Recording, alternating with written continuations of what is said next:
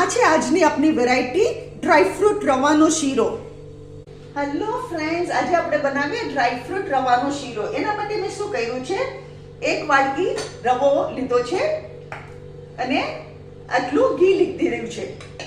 આટલો એક ચમચો ઘી. હવે આપણે ઘી ગરમ કરવા મૂકીએ. આ રવો મેં શેકીને નથી રાખ્યો, એટલે આપણે રવાને શેકવો પડશે. રવો શેકાયેલો નથી.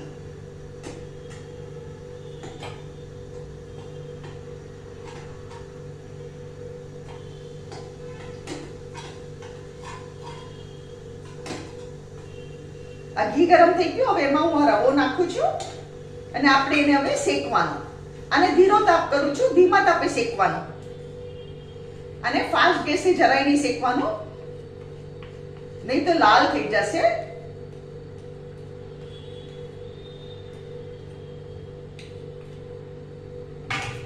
આપણે ધીમા તાપે શેકવાનું. આને લગભગ તમે સમજો ને 10 થી 15 મિનિટ લાગશે શેકતા ધીમા તાપે. ઘરમાં સુગંધ આવે ને રવા શેકવાની, એટલે આપણે થઈ ગયો સમજવાનું. ઘરમાં સુગંધ આવશે. રવો સરસ મસ્ત શેકાઈ ગયો.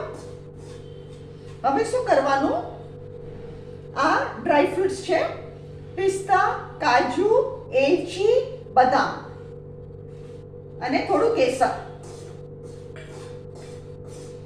અને આ છે, આ એક વાડકી રવો છે તો ક્વાર્ટર વાડકી સાકર અને એક વાડકી 3 વાડકા દૂધ. આપણે દૂધમાં શીરો બનાવીએ છીએ, દૂધ વાપરવાનું.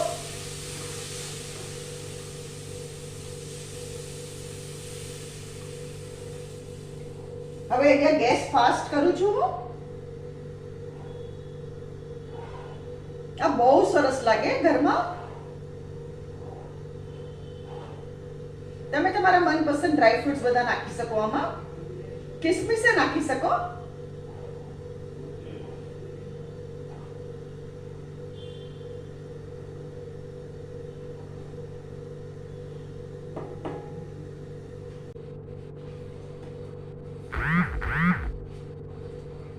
આપણો મસ્ત થઈ ગયો.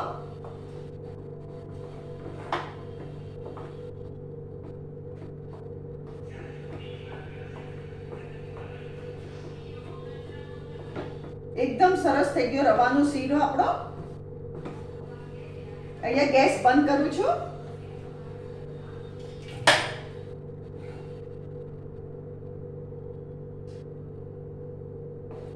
આ તમે પાણીમાં બી બનાવી શકો, મેં દૂધમાં બનાવ્યો છે. ફ્રેન્ડ્સ, આ છે આજની આપણી રેસીપી રવાનો શીરો. અગર તમને મારી રેસીપી પસંદ આવે તો કમેન્ટમાં જરૂરથી લખો. મારી વિડીયોને લાઈક કરો, શેર કરો અને મારી ચેનલને જરૂરથી સબસ્ક્રાઇબ કરો.